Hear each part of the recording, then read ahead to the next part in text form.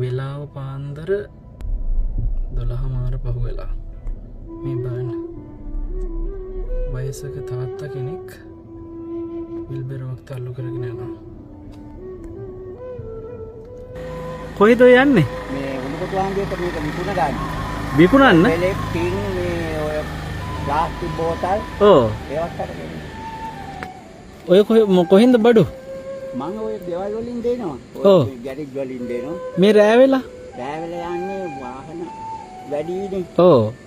වාහන වැඩි දවල්ට යන්න බෑ. බයිසිකලෙන්වත් යන්න බෑ. ගෙදර කවුරුද ඉන්නේ? මම විතරයි ඉන්නේ. තනියම? ඔව්. අනේ. යන්න හොඳ. දැන් ওই ටික විකුණලා කීයක් හම්බ වෙනවද? ඒ තරම් ලොකු ගාණක් නෑ රුපියල් 800ක් 900ක් වගේ. මට ඉතින් අර වකුගඩුව අමාරු නිසා බෙහෙත් බොන්නත් ඕනේ. ඉතින් මම තේ බොන්නේ නැහැ. මම පිටි තමයි බොන්නේ. දැන් මේ ටික විකුණලා 800ක් විතරද හම්බෙන්නේ? ඕ. ඈ? ඕ. මේ රෑ මේක තනියෙන් පයින් තල්ලු කරන් ගිහලා දවල් 30 එකතු කරනවා. දවල් 30 එකතු කරනවා. ගෙවල් වලින් දෙනවා. ඔව්. ඒ ගමන මේ පැයට මේ වගේ වෙලාවට යනවා. ඔව්. ගිහිල්ලා ය පහමාරු විතර වෙනකොට දොරාරින් අර මුස්ලිම් මුදලාලි කෙනෙක් ඉන්නවා. ඔව්. ඒගොල්ලන්ට අර කැමරාවට පේනෝනේ. ඔව්. යාට හසී ඉතින් විකුණගෙන එනවා. ආයිත් ඉතින් මේ ගෙවල් වලින් දෙනවා. මේ ඔක්කොම වන් අඳුරනවා. මං හිතුවා මේ බීලා කරලාද කියලා රෑ. නෑ. අනේ. මං ජීවිතේට එහෙම කරන්නේ නෑ. ඔව්. ජීවිතේට එහෙම කරන්නේ නෑ. තෙරුවන් උදෙසා මම අනන්ත මේ මහන්සි වෙන කෙනෙක්. මොනවද කරන්නේ තෙරුවන් උදෙසා? බුද්ධ ධම්ම සංඝයාන රත්නත්‍රයට මං වන්දනමාන කරනෝනේ. මේ ටික මෙතන ළඟ තැනකටද විකුණන්න කියන්නේ? නෑ නෑ දුර යන්න ඕන හරිය ස්ටේෂන් එක ළඟ තමයි යන්නේ. මාම දැන් ඔය ගෙදර ඉඳලා මාමා ඉන්න තැන ඉඳලා කොච්චර දුරක් යනවද මේක තල්ලු කරා? මේ අතරතුරේ ප්‍රමාණය තියෙනවා 75කට පිටු වෙන්නේ. 75කට වැඩිය? ඔව්. ඒ කියන්නේ කිලෝමීටර් 8ක් විතර? ඔව්. මමත් මේ ධර්මදේශනාවකට වැඩම කරලා යන ගමන් මාතර හරිය ඉන්නේ. කිලෝමීටර් 8ක් දුර තල්ලු කරන් යනවා. ඔව්. දැන් මේක රෑ 12 පහු වෙලා. මේක මම දෛනිකව එහෙම එකතු කරාම යනවා එනවා මේ. මාමට එතකොට මොනවද අඩුපාඩු තියෙන්නේ? දඹදිව යන්න ඕනේ කියලා ලක්ෂ 3ක් 4ක් විතර ආදාගෙන හිටියා. ඉතින් ඊටම් පොඩි ප්‍රශ්නයකදී අපේ මල්ලි මට වුණලා ඒක ගියා යන්න මට ඉතින් ඒ සල්ලි නැති වුණා මේ. ඉතින් එතන තිබුණ ගැටලුවක්. ඒ ගැටලුව මම විසඳුවේ ආම්දුවනේ.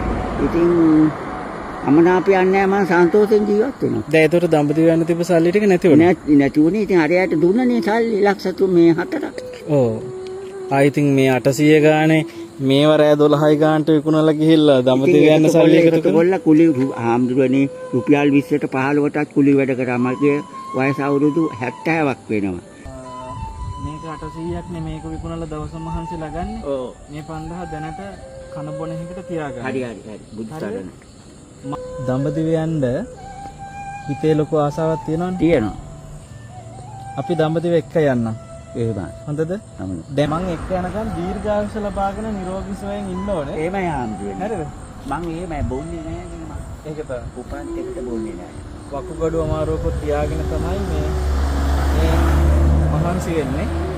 දැන් දඹදිව යන එක හීනයක් වගේ තියාගෙන සල්ලි එකතු කරගෙන දුක් මහන්සියෙන් හම්බ කරගෙන ඒක මොන හරි ඉදන් ගන්න කියලා හිතනවා. ආම්දුවනේ දුකේදී කියන්නේ මේ කවුරු දවසේ කිලෝ 65ක් බර මේ ගෑනු බබෙක් හම්බ වෙන්නේ. එයාගේ බාරට මං බඩු දුන්නා. දාන්න දුන්නා. සලා බාර දාන්න. කිලෝ 65ක බරයක් ලැබෙන කෙනාට තුලා බාර දානයක් දුන්නා. ඒ කියන්නේ තුලා බාර දානයක් කියන්නේ එයාගේ බරට සමාන බරකට එයාට වියලි ආහාර සහ මොනවා හරි ඒ ගැබිනි අම්මා කෙනෙක්ට ඕන කරන ද්‍රව්‍ය දානවා. ඉතින් ඒ තරම ළමයාත් ලැබුණා.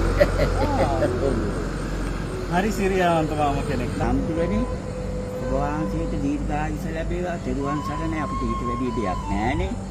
ඊට වැඩි දෙයක් නැහැ. අපි දඹදිව යමු හොඳේ. හොඳමයි. මම මේ දැන් වැඩම කරලා ඉඳලා මේ සතියක් දෙකක් නැහැ ඇවිල්ලා. එහෙමයි. මේ ආයි දැන් අගෝස්තු වලින් පස්සේ අපි මයික් යනවා. ඕකේ මගේ ලිපිනේට මේ පොඩි පෝස්ට් එකක් ගත්තා. ඒක මම දන්නවනේ කොතෙන්ට එන්න ඕනද කියනවා.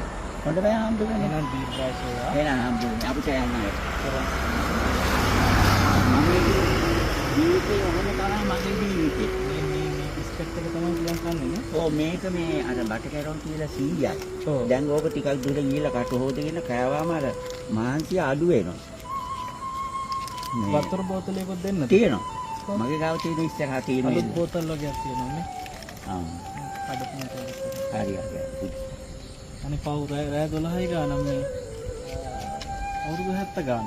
අවුරුදු 70 මට ඉතින් පපුවේ අමාරු, ප්‍රෙෂර්, ගිය වැඩියා ඒ වගේ දේවල් නෑ. අර මම 30 අවුරුදු 8ක් හිටිය අපේ අක්කලයි ගෙදර. ඒ වතුර බීමෙන් ඇති වෙච්ච ප්‍රශ්නයක් තමයි. ඒ කුණු වතුරනේ තියෙන්නේ. අපි මට වැඩි මල් අක්කලගේ 30. ඒ ගිහිල්ලා රුපියල් 15ක විතර කුලී වැඩ කරා. අපි හදනවා කරුණාවේ පාරාදීසය කියලා ඒ කතරගම පැත්තෙමයි. ඔව්. හැබැයි අර දැන් මාමට ඔගොඩෝ මාරු හදලා තියෙන්නේ ඒ වතුර බීලානේ. ඔව්. අපි ඒ වතුර නැතුව මේ බෝතල් වතුරම දෙනවා. එතකොට එතන දැනුත් මේ ලොරිය ඇතුලේ ඉන්නවා මේ ගල්ලෙනක අවුරුදු 17ක් හිටිය තාත්තා කෙනෙකුයි අම්මා කෙනෙකුයි. ඒගොල්ලන් එක්ක යනවා. එතකොට මාමට මේ අවුරුදු 70ක වයසේ දුක් විඳලා මහන්සි වෙන්න මේ පාරේ රෑ 12යි ගානේ ඇවිදින්න නැතුව එතන හරි සුවසේ ඇවිල්ලා නිදහසේ ඉන්න පුළුවන්. බොන්නෙත් නැතිනම් මට හරි සතුටුයි මාමා වගේ ඉන්නවනම්. ඒක අපි අර දරුවෝ නැතුව තනියෙන් ඉන්න වයසක අය වෙනුවෙන්ම හදන තැන. වැඩිහිටි නිවාසයක් නෙමෙයි. හැබැයි එයාලට ඊට වඩා රැකවරණයක් දෙන්න පුළුවන් වැඩි සන්තෝෂයෙන් මම ජීවත් වෙනවා. මම කලක් තිස්සේ සතිය වඩනවා ඒ පොත්වල තියෙන කලක් තිස්සේ සතිය වඩනවා. ඔව්. වචනේ හරි ලස්සනයි. ඒක මට ලොකු ආශිර්වාදයක්. දැන් නිදහසේ ධර්මයේ දවස් 30 කියවගෙන දැන් ඔය යකඩ බඩ එකතු කරන්න ගෙවල් ගන්න යනවනේ. දවසම. ඔව්. දවසේ ඇවිදින්න නැතුව නිදහසේ පොත් කියවගෙන භාවනා කරගෙන වන්දනා කරගෙන අපෙනුත් තව ධර්මයේ ඉගෙනගෙන ධර්ම සාකච්ඡා කරගෙන අපිත් එක්ක එමු. දැන් අවුරුදු 70 වෙන වයස. 70යි. ඒත් ඉතින් මේ ආම්දුරේ මට අර ඒ කාය ශක්තිය කියන එකේ අඩුවක් නැහැ. ඔව්. අඩුවක් නැහැ. කාය වේදල වැඩ කරන්න පුළුවන්. කම්මැලි නැහැ. ඒක පේනවා. ඉතින් මේ වෙලාවේ මේ යනවා කියන එකම ඉතින් මේ මට දැන් අපාරුකුත් දැනෙන්නේ නැහැ. ඒක නම් දෙවියන්ක්. දැන් අපි ඉස්සෙල්ලාම දඹදිව යනවානේ.